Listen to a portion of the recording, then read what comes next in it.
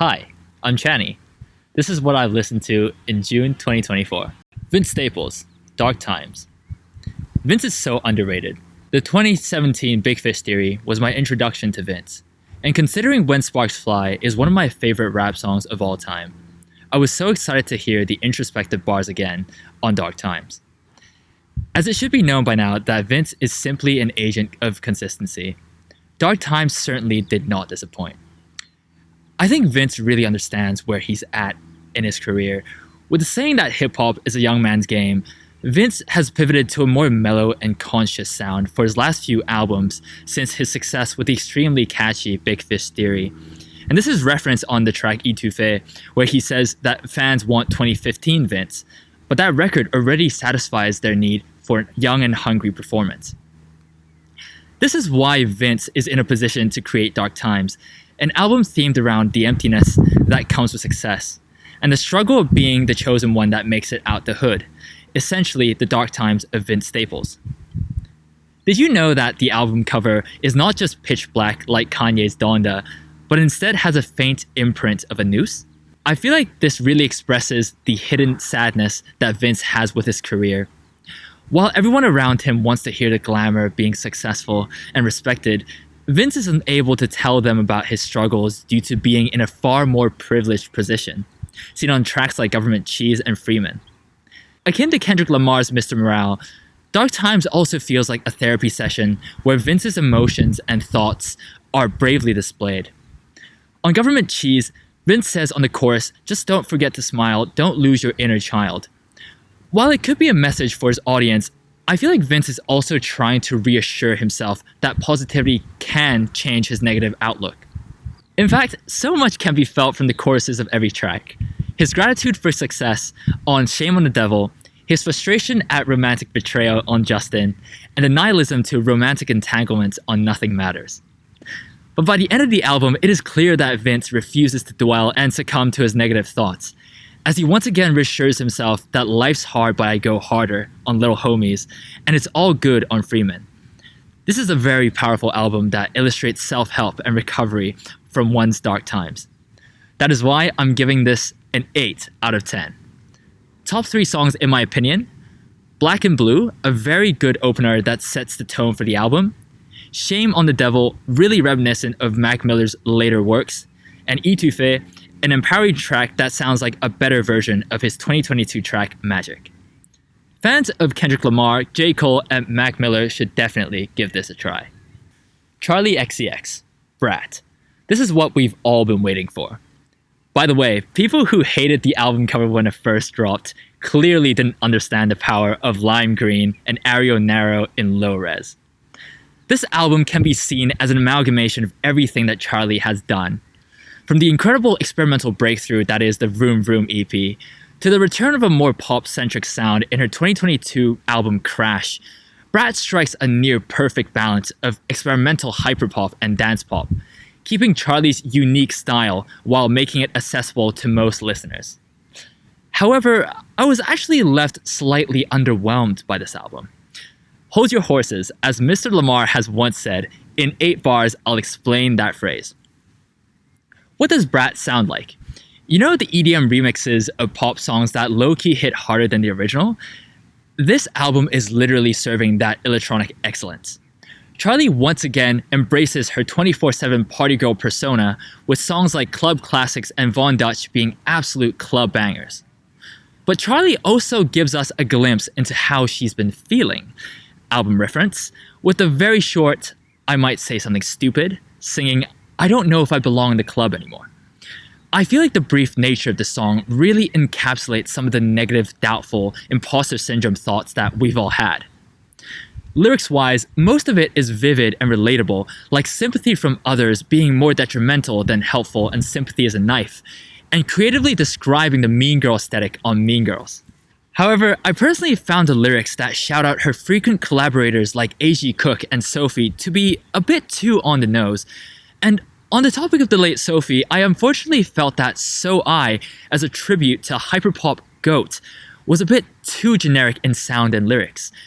Therefore, I'll be giving Brat an 8.5 out of 10.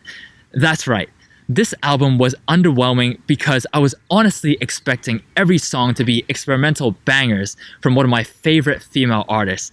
But at this point in her career, I am just happy that she's getting yet another resurgence through Brat. Top 3 songs in my opinion: Talk Talk, the cutest song about a secret romance or crush; Everything is Romantic, a perfect song describing love as an endless pursuit; and Mean Girls. The piano break was chef's kiss. This album will be on repeat for the entire summer. For anyone that likes the PC music scene, fans of Crystal Castle, Carly Rae Jepsen, hell, anyone that likes partying hard should listen to this. Nathi Peluso, GRASA. Last year, I've been obsessed with Latin experimental hip-hop through incredible releases like Rafi Chu's Supernova, Abhir Hati's Brown Boy, and Tiny's Dada. Stumbling upon this album, it truly feels like the Latin rap scene currently just has more to offer than what's popular in the States. Winning a Grammy with her debut album Calambre in 2020, Nathi had 2 choices: rest on her laurels or come up with a back-to-back contender. She chose to do both. GRASA is grandiose and diverse in sound, starting the album with Corleone, an Italian-inspired ballad that captures the bittersweet nature of immense success. Nathi immediately throws you off by having a brassy rap track follow straight after. In fact, every track is of a different genre. You will be surprised to find trap, Brazilian funk, pop anthems, and soft ballads scattered all over the record, but expertly blended so it doesn't feel jarring. I feel like GRASA is heavily inspired by the discography of Kanye West, who was briefly mentioned on Todoroto, as the structure and sound of a lot of songs really remind me of dark fantasy, which is made evident on the track Legendario, where the idea of disappearing after receiving critical acclaim is akin to Kanye's anthem Power.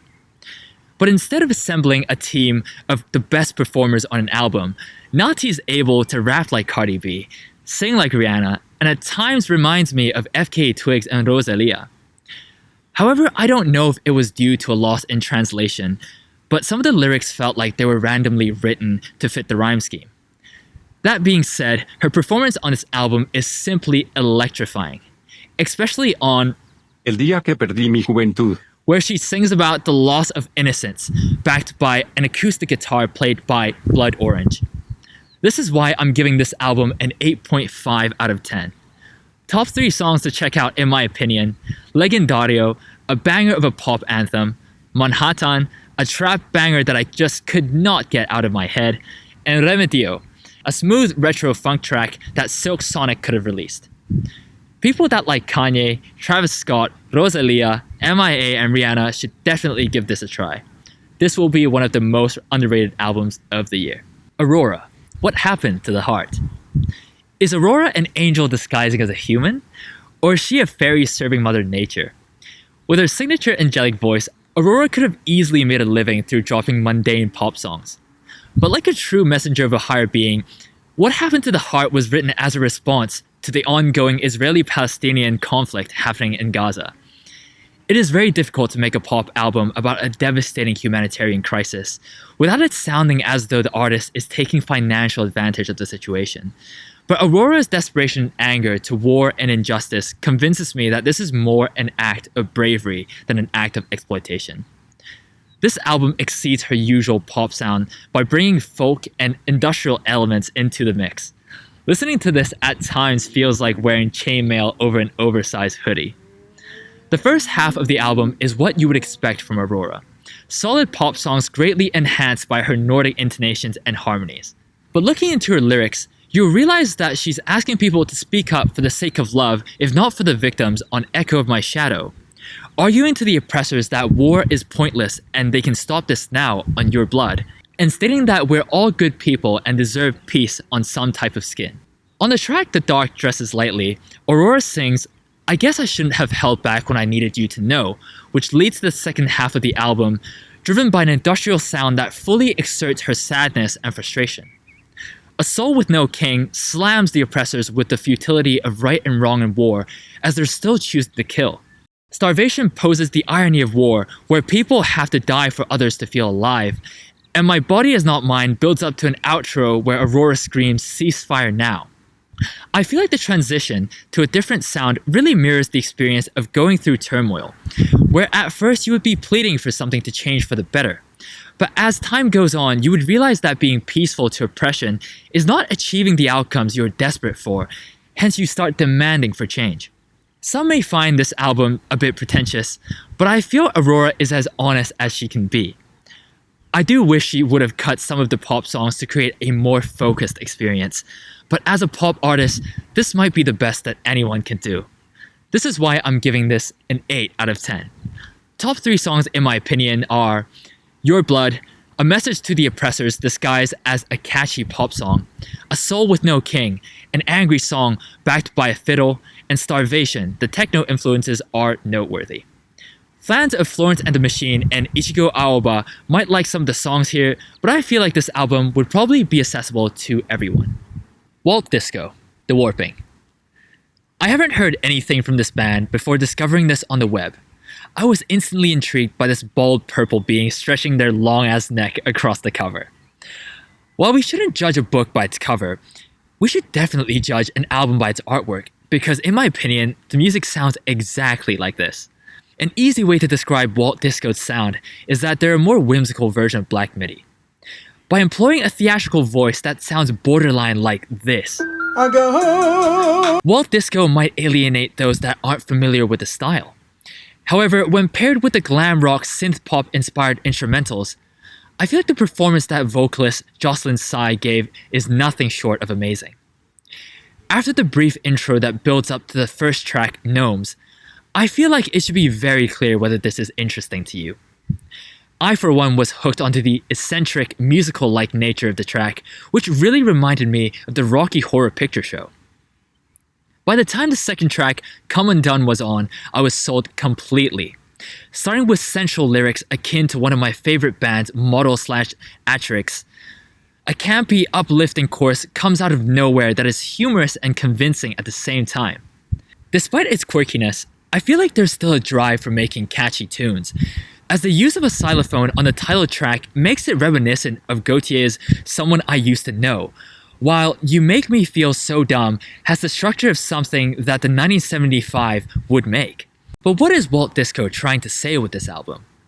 While I feel like the ideas are slightly too scattered and abstract to convey feeling, there is a loose theme of loss and independence, with Gnomes depicting a person that threw away a stable relationship in pursuit of fame, and on Pearl where they said they're going to end up living on their own down by the south side. But the most crucial song is the title track, The Warping. In my opinion, it vividly illustrates the internal struggles of a trans woman, with lyrics like, My endless discontent for never leaving my body, and I could never be a girl like you. I really hope that Walt Disco's next project can have a focus on themes like gender identity, but The Warping is more than enough to satisfy my craving for eccentric music. I am giving this an 8 out of 10. Top 3 songs in my opinion, Gnomes, paired with the intro Seed, gives the album a very theatrical entrance. You Make Me Feel So Dumb, probably the most accessible song on the album, and Black Chocolate, a very catchy and glitchy synth pop tune. Fans of Black MIDI, David Bowie, and Black Country New Road should definitely give this a try. Now it's time for Quick Fire Round. Don Toliver, HARDSTONE Psycho. I'm starting to wonder whether the Don Toliver Dr. Nesfario meme is actually a marketing stunt in anticipation of this album. This is just your run-of-the-mill hip-hop, nothing really creative is shown here, but I did enjoy Glock as an R&B track laced with New York drill. Fans of Travis Scott, Playboi Carti, and Yeat would probably enjoy some of the songs here. 4 out of 10. Normani, Dopamine. This is a very horny album. With the lead single being released 3 years ago, to say that this debut project was long overdue is definitely an understatement. Unfortunately, Dopamine is probably best as background music for a very intimate evening. There's not much that Normani is saying on this album, but declaring that she has kung fu grip on the track Grip is certainly a choice. That being said, All Yours has a very catchy chorus, while the James Blake feature on Tantrums reminds me of his 2019 album Assume Form. Fans of Doja Cat and SZA might find this slightly interesting, but for anyone who's really horny right now, this might be the remedy or not. 5 out of 10. 2 Hollis, boy. This is what happens when you bestow great EDM producing talent to an emo boy. The 6-minute intro track, You Once Said My Name for the First Time, had an incredible buildup of sounds, but then he started screeching. In fact, 2 Hollis screeches a lot on this album, which were quite cool at first, but then it started to sound like that meme where he goes, Don't get me wrong, the revival of an early 2010 EDM sound is nice, but I really can't get behind the lyrics that reinforce toxicity and creepiness to young women. Like, I know you know how to take a joke, and you know I'm cocky, obviously you can't get what you want, so you blocked me. This album might interest fans of Frost Children and Snow Strippers, but I think you'll find the lyrics hard to get behind. 4.5 out of 10. Joey Valence and Brae, No Hands. Let me just say that the production on here is fantastic. Nearly every era of hip-hop was referenced in this album. But no matter if they're playing a persona or not, the bars and delivery from the duo at times feels like epic rap battles. Sauced up Wanna Rock like Uzi? I failed statistics but I aced sex ed? What does that even mean? Like he knows how to put a condom on? It's just really corny. Fans of the early Words of Logic, or anyone who's looking for a fun, unserious album with a 90s hip-hop sound, check this out. 5 out of 10. Fana Hues, Moth. A mellow R&B album that would probably be played in those slightly pricey cafes that know the vibe. While mostly consisting of soft R&B tracks that aren't too noteworthy, there are certainly some standouts here. Rental has a catchy KAYTRANADA-esque production, Paper Tigers brings alternative rock into its chorus, and the closer Summer Rain has this recording of children talking about what makes them happy. And it's just sweet hearing them talk about how much they love their family and friends. 6 out of 10. Speaking about KAYTRANADA, Timeless. Contrary to the title, most of the production on this album unfortunately sounds a little outdated and forgettable. But I don't know how much of that is KAYTRANADA's own responsibility, as his style was copied by so many R&B producers since his breakout 2016 album 99.9%. Hence, by the time Timeless came out, the sound was just too diluted. 4 out of 10. Tems, Born in the Wild. Surprisingly, despite this being her debut album, Born in the Wild sounds like something one would release after a decade in the game. It is soft and uplifting. The energy that she's exuding is not someone who is hungry for more, but instead someone who is very content with her current success. I did wish she would do more with the Afrobeat sound, and the track list was a bit too long in my opinion. Fans of Afrobeat would most likely have already listened to this. But for those that remember her features on tracks by Drake or Future, maybe this is an opportunity to get into the genre. 5.5 out of 10. Jev, When Angels Cry. The Kendrick Lamar influence is so clear on this record. The first song, Alice, literally has the same sample as Kendrick's Duckworth. But what does it really mean to be a Kendrick clone? People have been saying this about artists like Jid and Saba, but in my opinion, it takes a great deal of lyrical and melodic talent to emulate K-Dot. While Jev's intonations are clearly inspired by Kendrick, When Angels Cry isn't him remaking a Kendrick record, but instead he uses his Congolese heritage to express the theme of life being a constant struggle. While I feel like there could have been a tighter focus on the topic, this is a valiant effort from Jev that really puts my hopes up for his next project, as this is someone who is clearly striving to make an excellent record. Is the song Villain's theme spelt wrong, or is it intentional? Fans of Kendrick, the Dreamville Collective, and Tyler the Creator should definitely give this a listen. 7 out of 10. Raveena, Where the Butterflies Go in the Rain. This album can essentially be summarized through a lyric on her song Baby Mama. Nothing profound to say, but baby, come over and kiss me. This is a collection of gentle songs that illustrate the warm fuzzy feeling of being in a secure romantic relationship, with every song being serenades to a very significant other. While my goat, JPEG Mafia, makes an appearance on the song Junebug, don't expect anything too abrasive, as everyone on this album is just in love. Fans of Biba Doobie and the chill pop sound should check this out. 6 out of 10. And this concludes what I've listened to in June 2024. Thank you for listening. What's his name? Gautier? I would say Gautier, but that sounds